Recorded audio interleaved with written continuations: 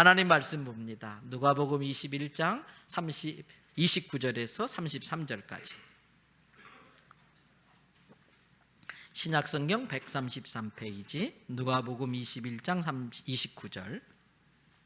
이에 비유로 이르시되 무화과 나무와 모든 나무를 보라. 싹이 나면 너희가 보고 여름이 가까운 줄을 자연히 아나니 이와 같이 너희가 이런 일이 일어나는 것을 보거든 하나님의 나라가 가까이 온 줄을 알라.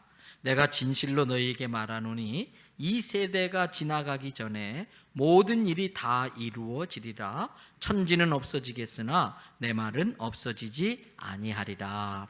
할렐루야. 오늘도 여러분과 여러분의 가정과 자녀 하시는 모든 일들마다 하나님의 돕는 손길이 함께 하시기를 주님의 이름으로 축복합니다. 여러분, 기독교는 오늘을 사는 종교예요. 오늘을 잘 살아야 돼요. 그래서 오늘 하루를 하나님의 말씀을 따라 예수님의 교훈을 받아 잘 살면은 그것이 쌓이고 쌓여서 내 평생이 잘 사는 인생이 될 수 있습니다. 그래서 기독교는 오늘을 아주 중요하게 여깁니다. 오늘을 잘 살면 평생을 잘 사는 것이 되고 오늘을 잘못 살면 평생을 잘못 사는 게 됩니다. 그렇다면 어떻게 오늘을 잘 살 수 있을까? 답부터 먼저 말씀드린다면 예수님을 배우고 예수님처럼 살면 인생을 잘 살 수 있을 줄로 믿습니다. 예수님이 어떻게 살았나? 이럴 때 예수님은 뭐라고 말씀하셨나? 이럴 때 예수님은 어떻게 행동하셨나? 이럴 때 예수님은 이런 사람을 어떻게 대하셨나? 늘 그것을 생각하고 예수님이 사셨던 방법을 배우고 그렇게 살면 우리의 인생을 잘 사는 게 된다는 겁니다. 우리는 예수님을 나의 구세주로 믿고 예수님을 배우고 예수님을 따라가는 사람들입니다. 그래서 예수님을 따라 사는 사람들 그리스도인들이라고 합니다. 그러므로 모든 그리스도인들은 자기 인생의 모델을 예수님으로 두고 살아야 됩니다. 그렇다면 예수님은 어떻게 인생을 사셨을까? 예수님이 인생을 살아가는 방법은, 태도는 항상 오늘을 마지막 날로 사셨다는 겁니다.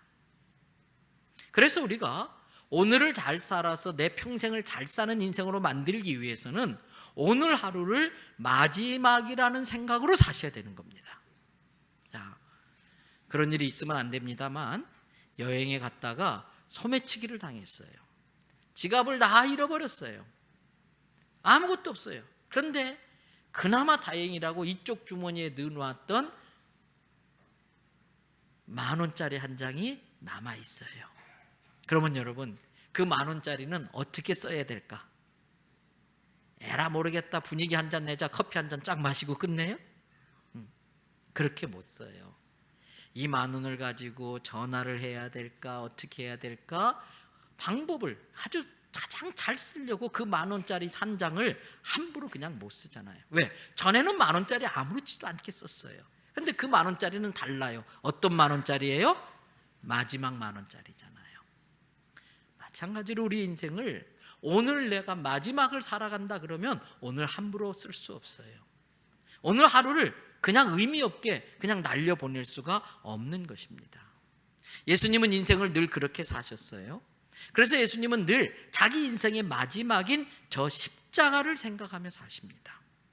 내가 이 땅에 온 사명이 저거다. 내가 가장 할 수 있는 의미 있는 일이 바로 저거다. 내 인생을 가장 보람있게 만드는 게 바로 저거다. 십자가를 지겠다는 마음으로 인생을 사신 거예요. 그런데 십자가만 생각하면 힘들고 고통스러워서 견딜 수 없어요. 예수님은 항상 그 십자가 너머에 있는 천국을 사모하고 천국을 사랑하며 천국을 기대하며 사셨다는 걸 믿으시기를 바랍니다. 오늘 우리에게도 예수님의 이러한 태도가 필요한 거예요. 여러분, 인생 살아갈 때에 십자가 지지 않는 인생 없습니다. 나만 십자가 지는 것 같지만 그 사람의 속사정을 알아보면은 이 세상 살면서 십자가 없는 인생은 한 명도 없어요. 그래서 십자가는 팽개칠 수도 없고 그냥 넘어갈 수도 없고 지지 않을 수가 없어요. 그러면 이왕 져야 될 십자가라면 달게 지어야 될까요? 쓰게 지어야 될까요? 달게 지셔야 돼요. 십자가 지는데 인상 쓰고 욕지거리하며 투덜거리며 불평하며 십자가 지면 점점점 십자가가 무거워져요. 나중엔 감당할 수가 없어져요. 그런데 이왕 지는 십자가 내가 달게 져야겠다. 감사하며 지고 이 십자가 짐으로 예수님의 십자가는 온 인류를 살린 것처럼 내가 지는 십자가도 누군가를 살리고 내가 지는 십자가 때문에 가정이 살고 교회가 살고 나라가 산다는 믿음으로 지시기를 바랍니다. 그래서 이왕 지는 십자가 달게 지면 질수록 이 십자가는 가벼워져요. 그럼에도 십자가는 십자가지요. 무겁지요. 그래서 우리도 예수님처럼 그 십자가 뒤에 따라오는 영원한 천국을 생각하며 지시기를 바랍니다. 천국을 사모하며 사셔야 돼요.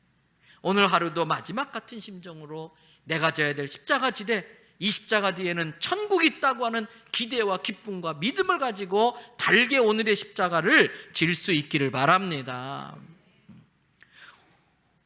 여러분, 그래서 오늘 본문의 말씀은 예수님께서 해주신 말씀. 예수님은 거짓말을 하실 수 없으신 분. 우리 어린아이들 젊은 친구들의 표현을 빌면 예수님은 뻥치실 수 없는 분이세요. 예수님의 말씀은 참말이고 반드시 이루어져요. 천지는 없어지겠으나 내 말은 없어지지 아니하리라. 1.1획도 땅에 그냥 떨어지지 아니하고 그대로 이루어진다라고 하신 말씀이에요. 그 예수님이 해주신 말씀이 뭡니까? 얘들아, 무화과 나무나 다른 모든 나무를 한번 자세히 들여다봐라. 그리고 계속 들여다보다가 어느 날 그 나무에서 싹이 싹 올라오면은 뭐가 가까이 이른 줄을 알아라? 아, 여름이 가까이 왔구나. 올해도 벌써 여름이 다가고 이제 조금 있으면 쌀쌀해지면서 나뭇잎이 색깔이 바뀌기 시작할 거예요. 그러면 우리는 뭐가 가까이 왔다? 가을이 가까이 왔구나. 그리고 가을 뒤에는 뭐가 온다? 겨울이 온다. 그래서 겨울을 잘 준비할 수 있게 되는 것처럼 무화과 나무에 싹이 나면 여름이 이른 걸 아는 것처럼 내가 너희에게 말하는 이런 일들이 일어나면은 하나님의 나라가 가까이 온 줄 알아라. 하나님의 나라는 마지막 심판의 때예요. 어느 날 갑자기 오는데 그 심판에 따라 누구는 천국에 가지만 누구는 지옥에 가는 거예요. 준비하고 있지 못하면, 천국 갈 티켓 준비하지 못하면 그 사람은 지옥에 가는 거예요. 어느 날 갑자기 지옥에 가는 거예요. 여러분, 그래서 예수님이 사랑하는 우리들이 지옥 가지 말라고 준비하라고 이 말씀을 해주시는 거예요. 그렇다면 마지막 때, 하나님의 심판의 때, 하나님의 나라가 가까이 왔다는 것을 알 수 있도록 하는 예수님이 말씀하신 이런 일들이 뭘까? 이런 일들이 일어나면은 하나님의 나라가 가까이 온 줄 알라고 했는데 예수님이 말씀하신 이런 일이라는 게 뭘까? 성경을 앞으로 한 장 넘기셔서 먼저 6절의 일들이 일어나면 하나님 나라가 다가온 거예요. 자, 6절의 말씀 한음성으로 같이 읽도록 합니다.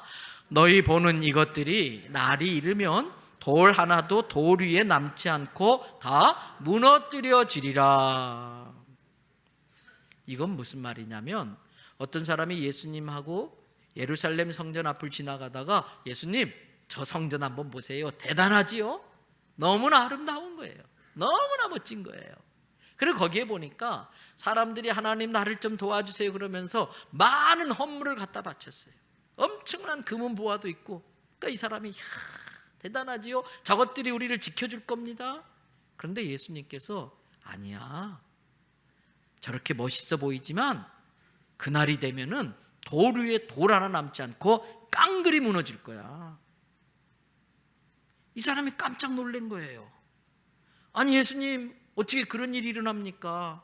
언제 그런 일이 일어납니까? 그랬더니 예수님이 해주신 말씀이 8절의 말씀이에요.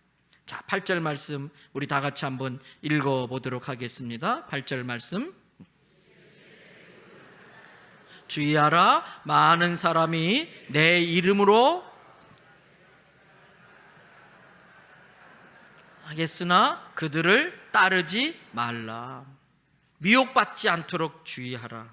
많은 사람이 내 이름, 예수님의 이름으로 와가지고 내가 메시아다, 내가 예수 그리스도라, 이렇게 이야기하면 때가 이제 마지막 때가 왔구나 라고 짐작하고, 그러나 그들을 따르지는 말아라.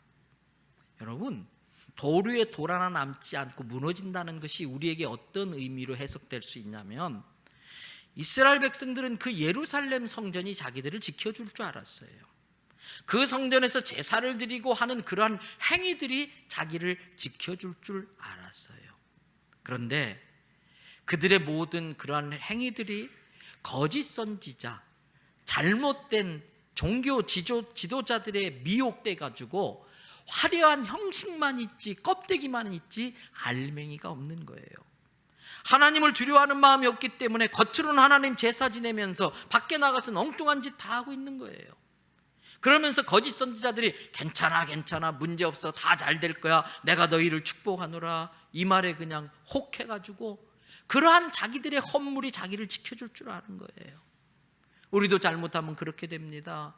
이런 예배나 찬양과 기도가 진심이 담기지 않고 정성이 담기지 않고 형식적으로 그러면 이것들은 속이 빈 강정처럼 마지막 때에 우리를 지켜줄 수가 없어요. 우리에게 아무 유익이 없어요. 그래서 예배가 정말 하나님이 감동할 수 있는 신령과 진정으로 드려져야지 종교 행위에 익숙해지고 종교 행위에 속아서는 안 된다는 것입니다. 그것들이 우리를 지켜주지 않는다는 거예요.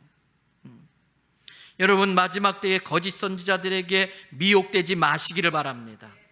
하나님의 말씀을 그대로 전하지 않으면 그건 가짜입니다.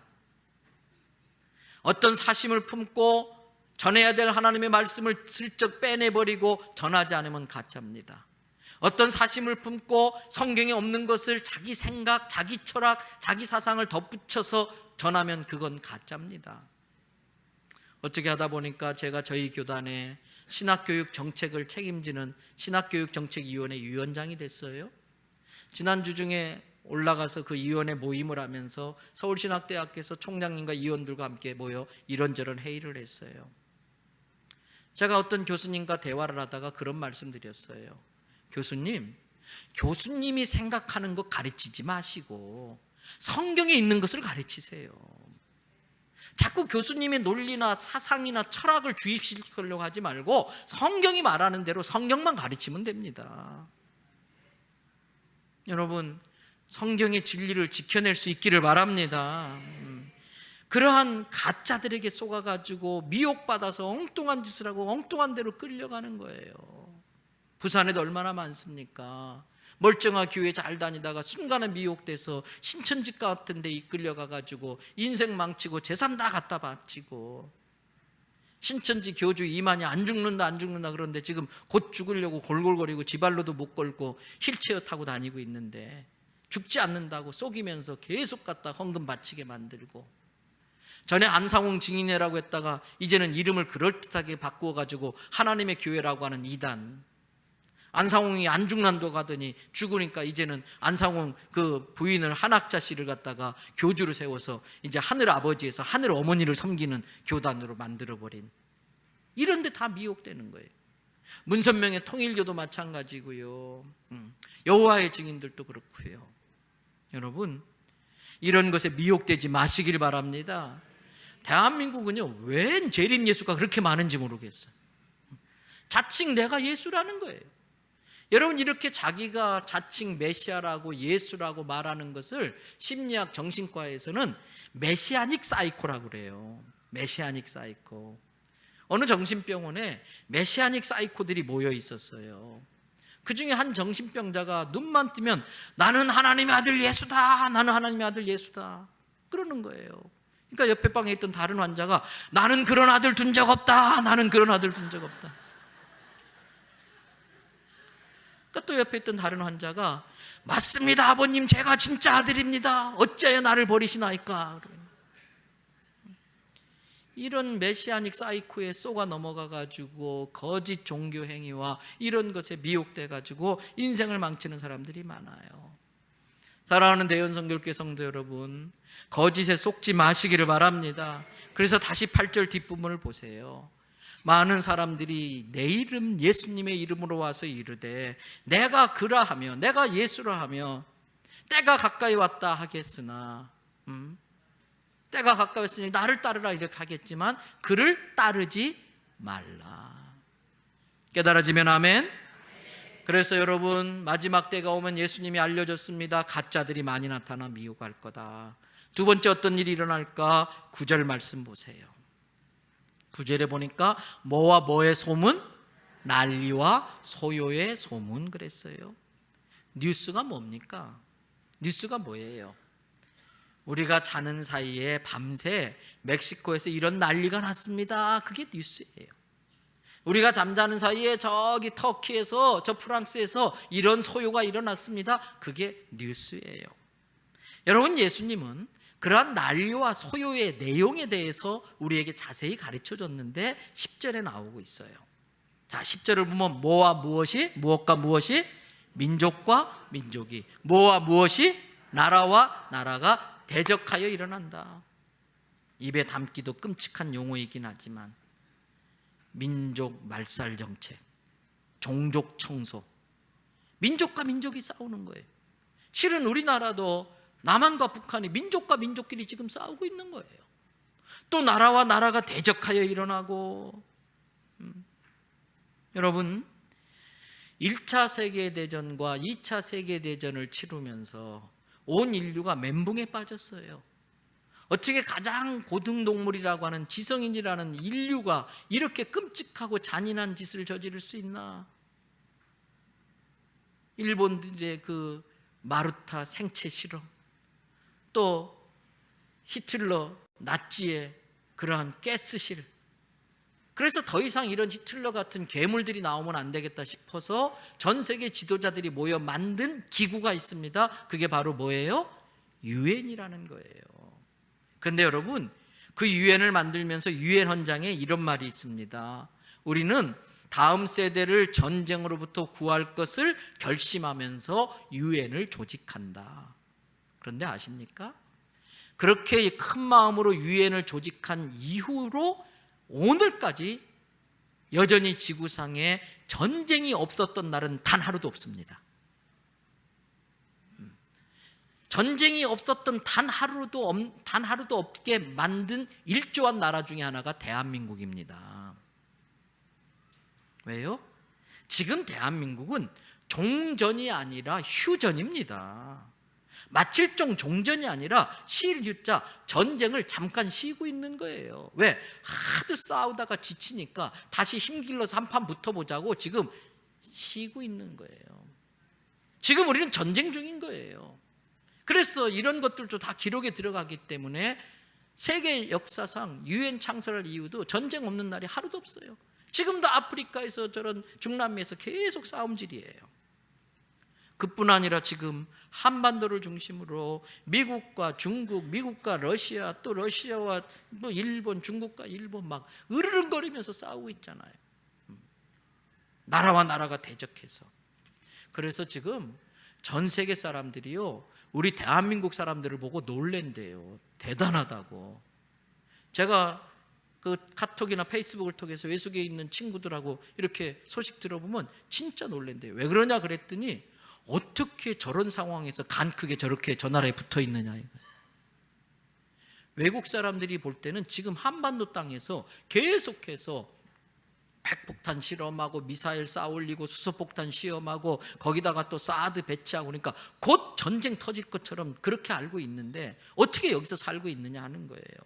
그래서 그 사람들은 우리나라를 통해서 난리와 소요의 소문을 지금 듣고 있는 거예요. 반대로 또 우리는 어떻습니까? 지난주에도 프랑스에서 큰 테러를 일으킬 만한 분량의 폭탄 제조하는 게 배관공이 수리하러 갔다가 이상해서 신고해가지고 그게 발견됐어요.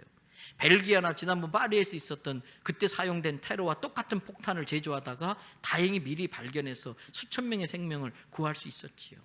우리는 그런 걸 통해서 그러한 난리와 소요의 소문을 듣고 있는 것이지요. 여러분, 이러한 소문들은 인간의 오만과 인간의 탐욕이 지속되는 한 이러한 소문은 끊이지 않고 계속해서 전쟁은 이 땅에 있을 거예요. 그러므로 우리는 기분 좋은 소리는 아니지만 아침에 TV 뉴스를 듣고 신문을 보고 또는 인터넷, SNS 이런 걸로 이러한 난리와 소유의 소문을 들을 때마다 생각해야 될 게 있어요. 아, 예수님이 말한 대로 되고 있구나. 예수님이 미리 말해 주셨잖아요. 그렇다면은 무화과 나무에 싹이 나면 여름이 온 걸 알 수 있는 것처럼 예수님이 말씀하신 일들이 일어나면 하나님의 나라 마지막 때 심판의 때가 가까웠다는 걸 깨달으시기를 바랍니다. 분명한 사실은 오늘은 어제보다 종말에 더 가까이 온 겁니다. 또 예수님께서는 하나님 나라 마지막 종말의 때가 오기 전에 일어날 일들에 대해서 11절에 이야기를 해줘요. 가짜 선지자가 미혹하게 될 거다. 민족과 민족, 나라와 나라가 대적하는 전쟁들이 많이 생길 것이다. 그 다음 11절 말씀 다 같이 읽어봅니다. 곳곳에 큰 지진과 기근과 전염병이 있겠고 또 무서운 일과 하늘로부터 큰 징조들이 있으리라. 정말 마지막 때가 점점 다가오면요, 기후변화가 일어나요. 하늘의 권능이 흔들린다. 즉 우주 질서가 깨지는 대혼란이 생겨요. 그래서 상상할 수 없는 폭우가 쏟아지고 지진이 생기고, 여러분 이미 뉴스를 통해서 알겠습니다만 얼마 전에 미국 텍사스주 남부 쪽에 하비라고 하는 태풍이 올라와서 난리가 났어요. 엄청난 손해를 끼쳤어요. 근데 이때에 쏟아진 비가 채 빠지기도 전에 지금 카리브해 연안, 아이티라는 나라가 있는 그 카리브해 연안, 아이티라는 나라가 지난번 쓰나미로 완전히 휩쓸려졌는데 전 세계가 겨우 도와가지고 이제 겨우 일어서려고 하는데, 양철집은 겨우 덮어놨는데 이번에 어마라고 하는 태풍이 생겨나가지고 그걸 싹 쓸어버렸어요. 그러면서 이게 좀 잦아들까 싶었는데 지금 이 시간일 겁니다. 이미 상륙했는지도 모르겠어요. 오늘 아침에 이 어마가 다시 미국 플로리다로 올라가기 시작하는데 앞에 하비보다 더 셉니다. 그래서 태풍 등급 중에 최고 등급인 5등급 초강력 태풍이 지금 올라가는데 지금 미국 전체가 초긴장을 하고 있어요. 그런데 앞으로 이런 일은 자꾸 더 생겨요. 우리나라도 해마다 여름에 덥다. 그래서 작년에 최고 기온을 계속해서 갱신해요. 재작년 또 넘어서고 앞으로 더 그럴 거예요. 왜? 지구온난화 때문에 이제 우리나라가 아열대 기후로 바뀌어요. 그래서 옛날에는 없던 독보선이 어쩌다 제주도에서나 발견되는 것이 이제는 지리산 설악산에 발견돼 가지고 그거 먹고 목숨 잃는 사람들이 많이 생겨요. 제주도 바다가 안전했었는데 이제는 따뜻한 나라에 있던 그러한 아주 위험한 독뱀들이 이 해류를 타고 올라와 가지고 이제는 그런 것들이 우리나라에도 막 생기기 시작하는 거예요. 여러분, 이미 인도네시아의 쓰나미 참사 때에 그 거대한 파도가 휩쓸고 가면서 그 집들이 무너지고 막 사람들이 나무 기둥 붙들고 있는데 손을 놓쳐서 떠내려가는 걸 봤잖아요. 일본 센다이 지역에 쓰나미 올라오면서 그 큰 비행기가 그냥 애들 장난감처럼 떠내려가는 거 봤잖아요. 몇 년 전에 중국 찬성 지진도 그렇고요. 또 터키의 큰 지진도 있었고, 네팔도 그렇고, 파키스탄도 있었고요. 여러분, 전에 있었던 파키스탄 지진, 그 지진의 시간이 얼마인지 아십니까? 지진이 있었던 시간이 불과 6초입니다. 6초. 1, 2, 3, 4, 5, 6초. 그런데 이 파키스탄 6초의 지진 때문에 그때 죽은 사람이 몇 명인지 상상되세요? 기록에 의하면 4만 8천 명이 6초에 죽어요. 끔찍한 일이에요. 그런데 여러분 뉴스 들었지요? 어젠가 그저께 멕시코에서 멕시코 기상 관측 사상, 지진 관측 사상 100년 만에 최고의 지진 8.1이 뻥 터졌어요. 그런데 그것이 환태평양 고리에 연결돼 있어서 전부 일본까지 다 연결돼 있어요. 우리나라도 안전지대가 아니에요. 뿐만 아니라 지금은 여러분 기근, 어떤 데는 그냥 홍수가 나서 물에 빠져 죽는데 어떤 곳은 비가 안 와서 몇 년째 농사를 못 지어요. 우리나라는 다행히 굶어 죽는 사람 보기가 불가능하잖아요. 요즘 TV에 외국 친구들을 초청해서 한국 관광하는 게 있는데 뭐 이태리 친구, 멕시코 친구, 독일 친구들이 와서 깜짝 놀래요. 한국의 이 발전상을 보면서, 이런 최첨단 기술들을 보면서. 무엇보다도 사방이 식당인 거예요. 식당 가면 그냥 무한리필 달라는 대로 반찬 다 주니까 막 폭풍 감동을 받고 가요. 그러면서 느끼는 게 먹을 때마다 이렇게 많이 차려놓고 먹느냐? 그렇다고. 그런데 아십니까? 몇십 년 전만 해도 우리나라도요, 아무리 농사 지어도 땅이 척박하고 비료가 없고 그러다 보니까 농사가 제대로 안 되니까 다음 농사 때까지 먹을 것을 지켜내질 못하잖아요. 그러면은 이제 보리 뿌려놨으니까 조금 있으면 보리 추수할 텐데 보리 추수할 때까지만 제발 죽지 않고 살아남아라. 그래서 먹을 게 없으니까 산에 가서 나무 뿌리 캐서 삶아 먹고 나무 껍질 벗겨서 씹어 먹고 그러면서 겨우겨우 목숨만 연명했던 보릿고개 있던 나라예요. 이런 나라가 이렇게 잘 살게 된 건 순전히 하나님의 은혜인 줄로 믿습니다. 그런데 우리는 이렇게 잘 사는데 여러분, 전 세계에 말할 것도 없고 아시아 하나만 놓고 봐도요, 하루에 한 끼 해결하기가 어려운 사람들, 그래서 하루 한 끼 먹으면 너무나 행복하겠다는 사람이 4억네, 4억. 그런데 그것도 해결 못해서 그냥 하루하루 건너서 밥 먹는 사람이 그렇게 많아요. 우리 감사해야 돼요. 그런데 더 안타까운 것은 하나님의 축복과 은혜 가운데 실은 전 세계가 먹을 수 있는 식량이 생산돼요. 그러나 두 가지 이유, 전쟁의 이유 때문에 창고에 비축해 놓으라고 너 굶어 죽어도 나는 몰라, 그냥 창고에 쌓아두는 거예요. 또 그걸 가지고 돈을 벌려고 교역을 하면서 식량값을 자꾸 올려놔 버렸어요. 그래서 가난한 사람은 사 먹을 수 없어가지고 기근인 거예요. 굶어 죽는 거예요. 그러면서 창고에 있는 곡식들은 지가 쏟아 먹고 썩어서 버리게 되고 그런 일들이 전 세계적으로 일어나고 있다는 거예요. 여러분, 마지막 때에 이런 일들이 일어날 거라고 예수님이 말씀하시는 거예요. 그러면 우리는 이럴 때에 어떻게 해야 되나? 이 마지막 때에 어떻게 해야 되는가? 예수님은 감사하게도 이런 일들이 일어나는 걸 보면서 마지막 때가 가까웠다는 것을 알게 되면 이렇게 하라라고 행동 지침도 자세히 알려주고 있어요. 두 가지를 알려주십니다. 그 중에 하나가 오늘 본문 말씀 누가복음 21장 34절의 말씀이에요. 자, 스크린에 말씀 띄워주시고요, 좀 넘어갔습니다. 34절 말씀 우리 같이 한번 읽도록 합니다. 너희는 스스로 조심하라. 그렇지 않으면 방탕함과 술취함과 생활의 염려로 마음이 둔하여지고 뜻밖의 그날이 덫과 같이 너희에게 임하리라. 말씀 계속 띄워놔 주세요. 그날, 마지막 날, 심판의 날, 지구 종말의 날이 덫이 확 덮치는 것처럼 그날이 덫과 같이 너희에게 갑자기 임한다. 이미 늦은 거예요. 다시는 기회가 없는 거예요. 그래서 예수님이 앞에 뭐라 했냐면 너희는 스스로 조심해라. 무엇을 조심하느냐? 세상이 점점 마지막을 향해 달려가는데 그걸 몰라채고 방탕하지 말아라. 함부로 그냥 허망한 짓을 하면서 엉뚱하게 방탕한 생활하지 말아라. 두 번째 뭐라고 그랬어요? 술 취하지 말아라. 술에 취해가지고 이성을 잃고 결정권을 잃어버리고 자기 분별력과 판단력을 잃어버려서 모든 주도권을 원수마귀 사탄에게 내주지 말라는 거예요. 죄를 지으면서도 술 취하면 죄가 죄인 줄도 모르는 그런 상태에 자기를 놔두지 말아라.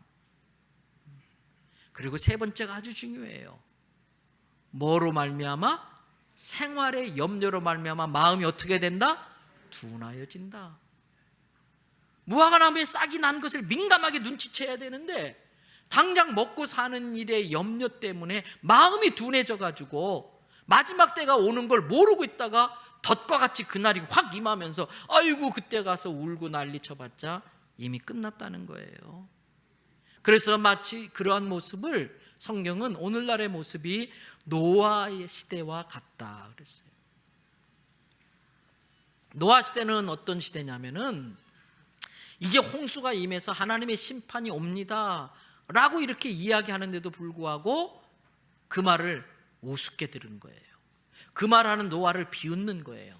그러면서 밭갈러 가고 시집 가고 장가가고 하느라고 홍수가 오는 걸 대비하지 못했다가 다 물에 빠져 죽은 게 노아의 시대예요. 근데 오늘날이 마치 사람들의 모습이 생활의 염려로 마음이 둔해져 가지고 그런 마지막 때 일어난 일들을 눈치채지 못하고 스스로 조심하지 않고 있다가 덫에 확 덮치는 것처럼 마지막 날에 하나님의 심판과 멸망을 당한다는 거예요.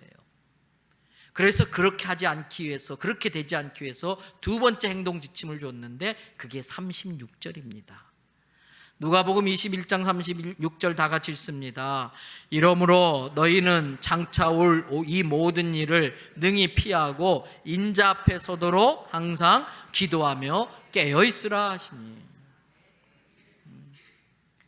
이 모든 일을 능숙하게 능히 피해야 돼요. 그래서 잘 피해가지고 누구 앞에 서도록? 인자, 예수 그리스도 앞에 최종 마지막 꼬리점에 설 수 있기 위해서는 항상 기도로 깨어 있어라. 기도로 깨어 있어라. 여러분, 베드로는 예수님께서 시험에 들지 않게 깨어 있으라는 그 말씀을 깃등으로 흘려들었어요. 그래서 겟셋마네 동산에서 깨어 기도하지 못하고 실컷 잠자다가 그 다음날 아침 예수님이 십자가에 못 박혀 죽으시려고 끌려가면서 재판받을 때에 베드로가 예수님을 모른다고 부인하고 도망쳤잖아요. 우리도 마지막 때에 정신 차리지 않으면 똑같이 그렇게 되는 거예요. 기도하지 않는 사람은 절대 십자가 지지 못합니다. 기도하지 않는 사람은 조금만 핍박이 와도 놀라서 도망치고 맙니다. 기도하지 않는 사람은 작은 시험에도 넘어지고 쓰러집니다. 기도하지 않는 사람은 아주 작은 유혹에도 그냥 넘어가고 맙니다. 그래서 결국 기도하지 않는 사람은 실패하고 마는 거예요. 우리도 이 마지막 때에 정신 차리지 않냐면 방탕함과 술 취함과 마음의 염려로 마음이 둔해져 가지고 난리와 소유의 소문을 듣고도 깨닫지를 못하고 정신을 잃어버리고 얼마든지 주님 부인하고 신앙 버리고 도망칠 수 있다는 겁니다. 사도 베드로는 그때 그 일이 얼마나 후회스러웠는지 몰라요. 평생 자기에게 한이 됐어요. 그래서 사도 베드로가 자기의 삶을 마무리하면서 믿음의 후배들에게 마지막 편지를 씁니다. 한 통의 편지를 남깁니다. 그게 바로 베드로 전후서입니다. 그 베드로전서 4장 7절부터 11절에 이런 말씀이 있어요. 7절 말씀 우리 함께 읽어봅니다. 만물의 마지막이 가까이 왔으니 그러므로 너희는 정신을 차리고 근신하여 기도하라. 조금 전에 우리가 읽었던 누가복음 21장 예수님이 하신 말씀과 똑같잖아요. 나는 그 예수님의 말씀을 깃등으로 흘려들었다. 나는 그 말씀대로 그 말씀의 의미를 몰라서 그렇게 살지 못했다가 예수님 부인하고 말았다. 그러나 너희들은 그래서는 안 된다. 정신을 차리고 근신하여 기도하면서 이 마지막을 대비해라. 지금 그 이야기하는 거예요. 그러면서 마지막을 대비하는 지침을 주는데 그게 8절입니다. 8절 보세요. 무엇보다도 뜨겁게 서로 사랑할지니 사랑은 허다한 죄를 덮느니라. 사랑으로 허다한 죄를 덮어서 용서가 이루어지면 거기가 천국이에요. 용서하지 못하는 곳이 지옥입니다. 그래서 용서가 있는 가정은 천국이 되고요, 용서가 없는 부부관계는 지옥 같은 집구석이 되는 거예요.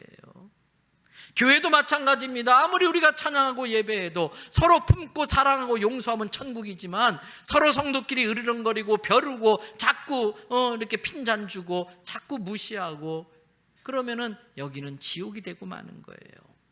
사단이 우리를 그렇게 만들기 때문에 마지막 때가 임하는 걸 보면 무엇보다도 뜨겁게 서로 사랑해라. 여러분, 동성애는 우리가 용납 못해요. 그러나 동성애를 막다가 동성애자를 미워하면 안 돼요. 죄를 미워해야지 그 사람까지 미워하면 안 되기 때문에 조심해야 돼요.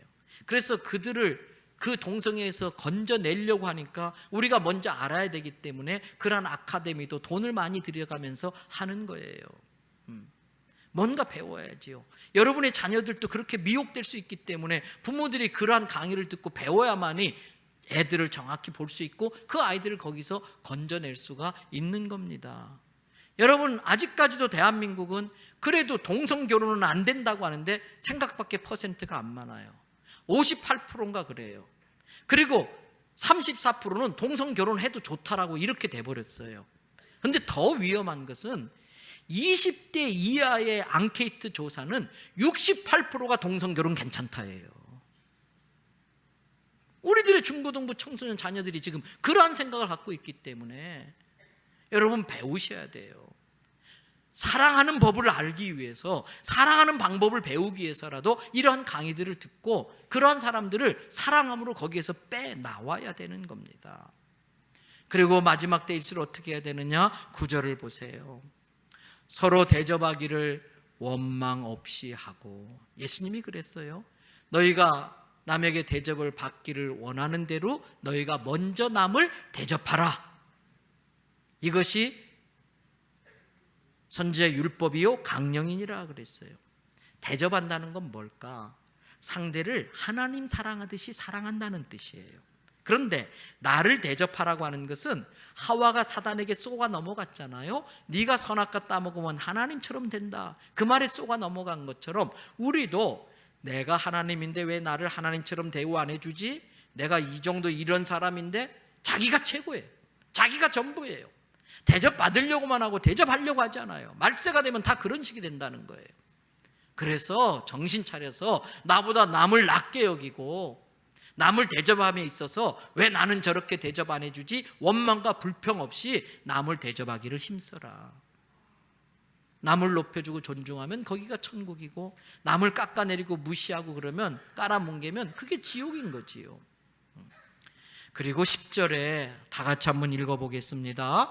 각각 은사를 받은 대로 하나님의 여러 가지 은혜를 맡은 선한 청지기 같이 서로 봉사해라. 제가 어제 사진 하나 찍어놨어요. 언젠가 여러분 보여드릴 거예요.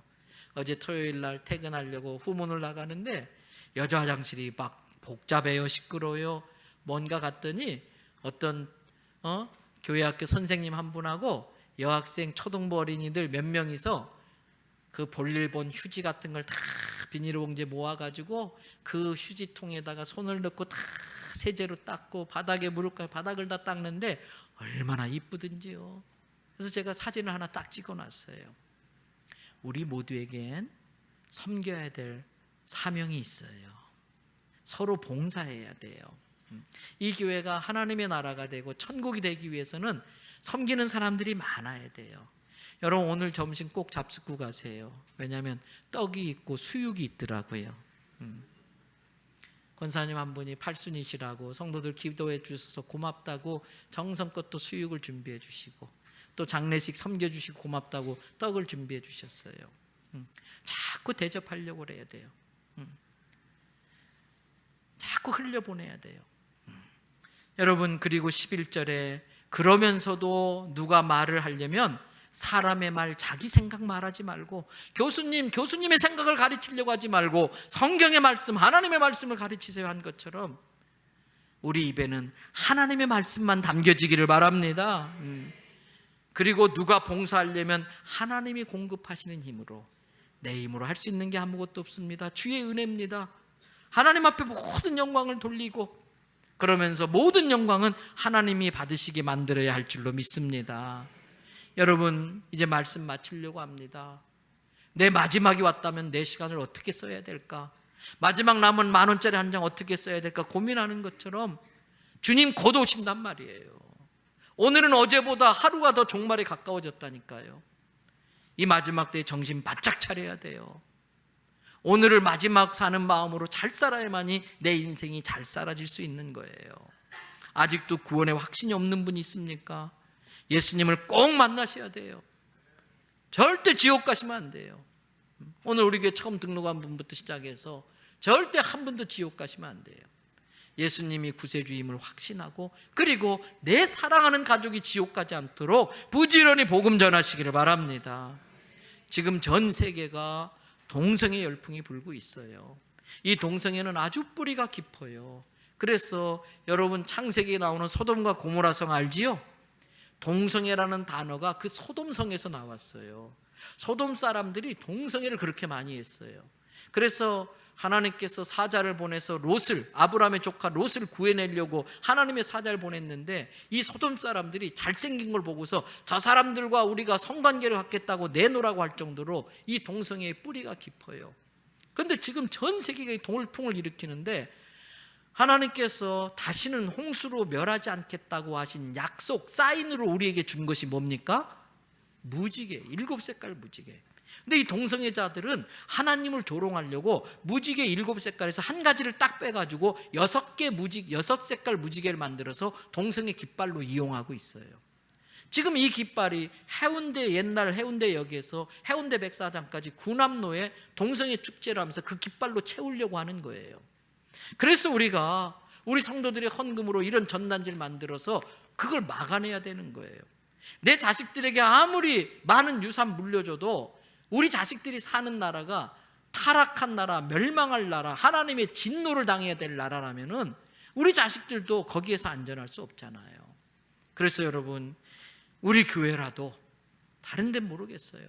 그러나 우리 교회라도 저에게 하나님이 계속 그런 마음을 주시기 때문에 이런 것도 납장서서 디자인을 하고 우리 교회가 돈 내겠습니다. 그래서 부산 시내에 뿌릴 거예요. 이번에 16만 장 찍었어요. 이거 가지고 턱도 없어요. 사방에서 이거 달라고 하니까. 앞으로 계속 30만 장, 50만 장 찍어 나가면서 이거 뿌릴 거예요. 여러분, 지금 거룩한 영적 전쟁이 시작됐어요. 우리 교회 성도들이 자기 자신을 지킬 뿐만 아니라 이 시대의 심각성을 깨달아서 내 자손들에게 깨끗한 나라 물려주겠다는 마음으로 정신 차리고 깨어 기도하면서 또 들고 이런 전단지를 들고 나가고, 어제 어떤 의사 선생님한테 연락 왔어요. 자기는 이 전단지를 환자들에게 직접 나누어 준대요. 설명하면서. 의사의 말이니까 얼마나 신뢰가 되겠어요. 그리고 퇴근하면서 목사님 지금 지하철에서 이거 나눠주고 있습니다. 지하철에서 의사 선생님 이걸 원장님이 나눠주고 계시는 거예요. 여러분 가게에도 그 손님마다 나눠주시고 이래가지고 영적 싸움인 거예요. 우리 교회가 영적 전쟁에 능한 주의 용사 되기를 축복합니다. 우리 자녀들을 지켜내시기를 바랍니다.